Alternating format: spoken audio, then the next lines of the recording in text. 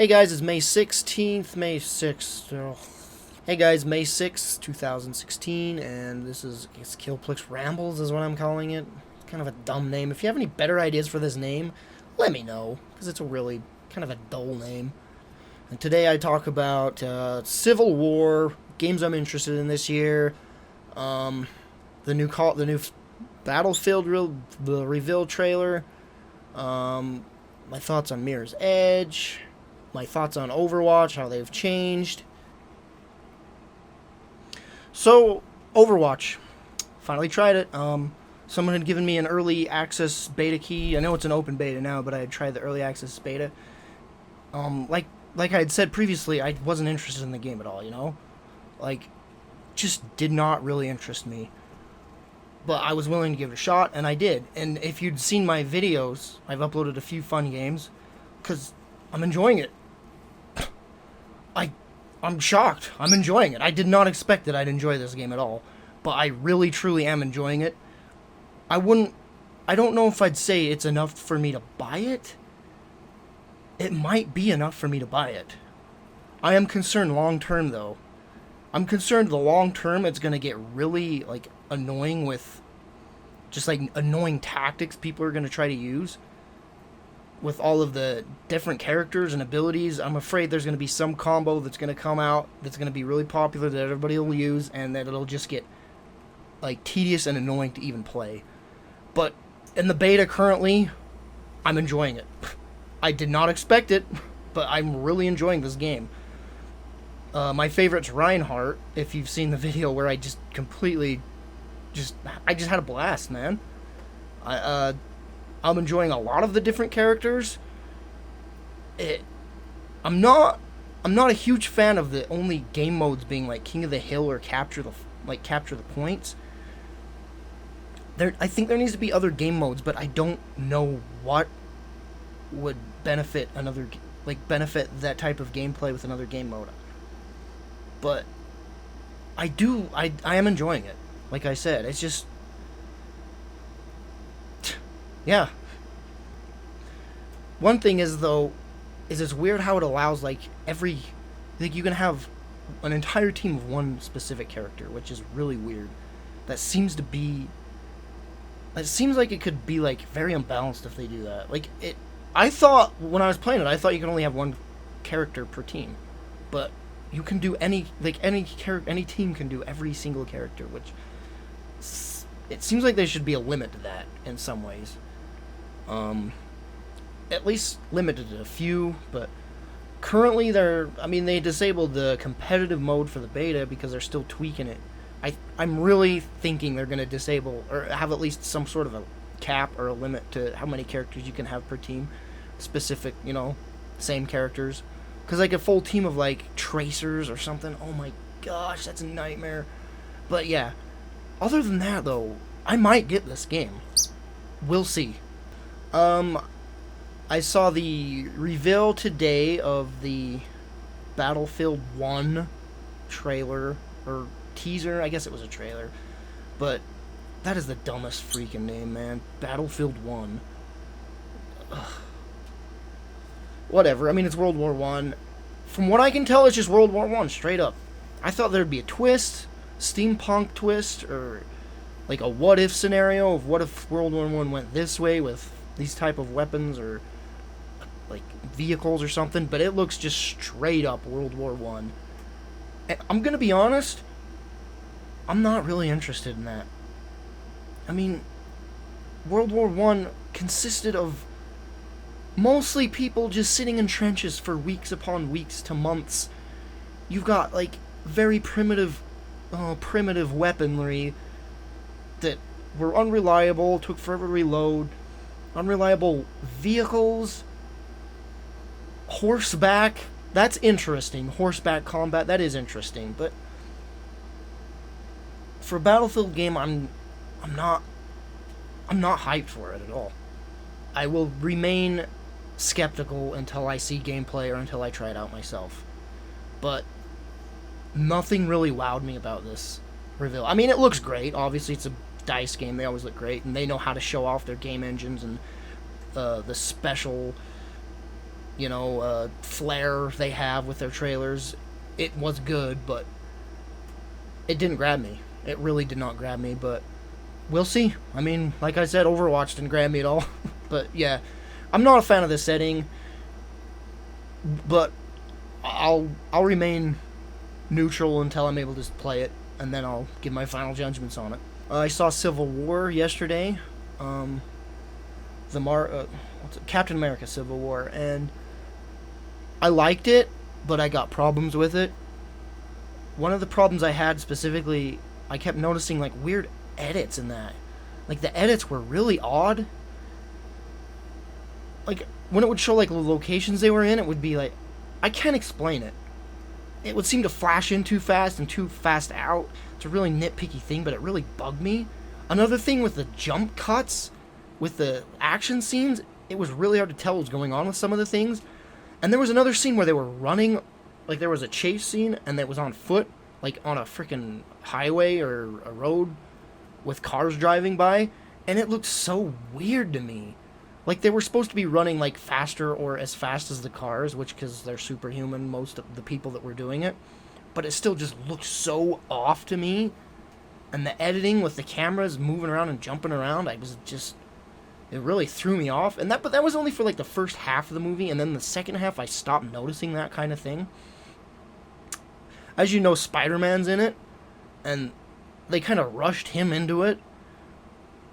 I wouldn't say rushed, but the way he got into it was kind of weird, like out of nowhere. Like Tony Stark's just like, I got an idea for somebody, and then it just shows him like Tony Stark's busy with all this crap going on, and then he takes the time to just go to New York to see Peter Parker. It was kind of really like the momentum of the movies were like going really fast, and then it just goes and hits a wall at that point to get Peter Parker in, and then Ant-Man's just there. They open a van door, and there he is just laying down. He's like, oh yeah, we got this guy. And it's like, it's almost like they kidnapped some of these guys to get into the Civil War. The movie's long enough as it is, but I guess they just did not have time to show them, like, talking to all these characters to convince them to join their side. But it seemed weird how they just got some of these characters, like, bam, there they are. Like I said, it almost seems like they kidnapped some of them just to get them into this Civil War that took place at one area. It's kind of a short little war, but But I did like the movie overall.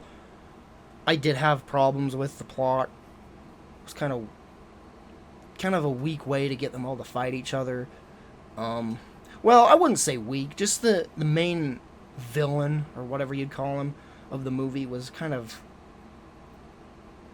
dull. And the way he did it all was like, he did it like studying the internet, and all the stuff leaked about Hydra, and then he just worked his way from there, and it's kind of weird that he was the only one that figured it all out. But yeah, I like the movie. It was a lot better than Iron Man 3.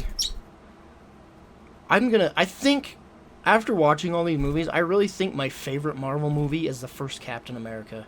That movie is so freaking good. I really think that might be my favorite. Maybe the first Avengers movie. Those two are my top. There's so many good Marvel movies, though. I love Marvel movies.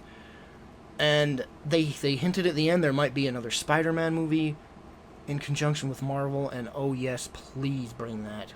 I would love that. Spider-Man was really good in this movie, by the way. People were complaining about his voice and stuff. I was complaining about his voice. But, I mean, Spider-Man is a kid, but once the action gets going and he's doing his Spider-Man thing, it's like, that's Spider-Man. That's Spider-Man. He's throwing the jokes around. He's being funny. That was Spider-Man, and it was great. I loved it. I'm really looking forward to the next movie that hopefully Sony and Marvel, work together and make this movie. Yeah. So, yeah. Civil War, good movie. The feedback I've gotten on the first video was really positive. Like, lots of comments, lots of tweets at me saying I liked it, do more, please. It's not like a huge thing like the big YouTubers get, like thousands of replies, but it was still a lot more than I'm used to. So, I'm really happy about that, and I'm gonna try and continue doing these. So, yeah. Yeah. So, in reading the comments, I've seen a few things that piqued my interest. Like, someone had mentioned the new Mirror's Edge, what I thought about that. And I guess I'll say that I'm not I don't like, well, how do I word this? Mirror's Edge is a great game. It really is. Fantastic game. I have no problems with it being a game and people loving it. Personally, not my type of game. I tried playing it. I just couldn't get into it. But that does not stop it. I think that does not stop it from being a great game. It is a really good game, great game, just not for me. So I'm not really interested in the next one, even though it's an open world game, which kind of piques my interest. I'll see, but not really on my radar right now. What is on my radar right now, I guess, would be Doom, which I've already talked about. The new Deus Ex, heck yes. What else? Uncharted, which came out and is, I think it is the highest rated game of the new generation so far. I still need to play I'm almost done with Uncharted 2 because I finally got the PS4 edition, Uncharted edition. So I'm nearly done with Uncharted 2, and then I gotta play 3. But 4, it looks so amazing. Really looking forward to playing it. Final Fantasy 15 looks phenomenal. It truly looks phenomenal. I am really looking forward to it, and I have not been looking forward to a Final Fantasy game in over 10 years because, let's see. Final Fantasy 10, did not like Final Fantasy 10. I played through the entire thing, played it. It was okay, but for a Final Fantasy game, did not like it. 11, had no interest. It was an MMO, no interest at all. 12, slight interest. Played a little bit of it. Would like to have played more because I borrowed it, but other than that, wasn't very interested. I wasn't hyped for it. 13, zero hype. Complete zero hype for that game. And it's absolutely terrible. 14, MMO, no interest. So yeah, 15. First Final Fantasy since 9 that I've been hyped for. So, really looking forward to 15. Holy crap, though. It looks so good. Oh my goodness. Let's hope it's good. I love all the stuff they're doing with it. Everything I've seen of it, love it. The animes, the movie, the game, the voice actors, not the frame rate. The frame rate looks terrible, but hopefully there'll be a PC release eventually. Let's hope for that. But definitely looking forward to that. It'll probably run better on PS 4.5 or 4K. Speaking of that, oh gosh, guys, the PS 4.5, 4K. I just got a PS4, and now that I'm seeing this, you know how disappointed I am? Like, I just got a PS4, and now they're going to release another edition of it that runs games better, at higher resolutions, at faster frame rates.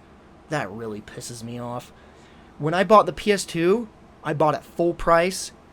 Month later, they dropped the price of it, and I said, I'm not doing that again. I'm going to wait for a game finally to drop the price, and I've been doing that.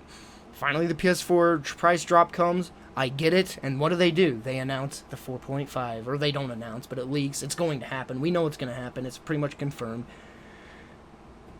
I'm not a fan of this.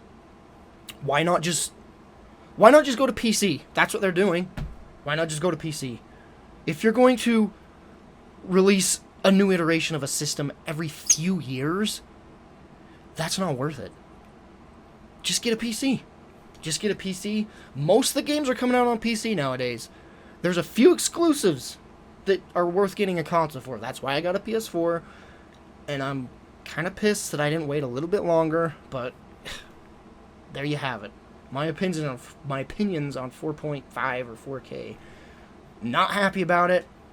I don't know if or when I'll get it. But gosh dang it, why? I mean, back on that, I've still got more to say. Consoles do hold back gaming. They do. It's a fact. 9-year generations of consoles. You know how much technology advances, like, in a few years' time? So I understand it. But it's like, with the prices they're asking for these consoles, it's like, no. And then, here's the thing. Xbox One seems to be having the right idea. At least with rumors. People are claiming they're going to release consoles that are upgradable. Like, you buy parts for them to upgrade it, like a PC. I'm kind of okay with this idea. I really am. But developers are going to have issues with this because consoles are, like, a set piece of tech.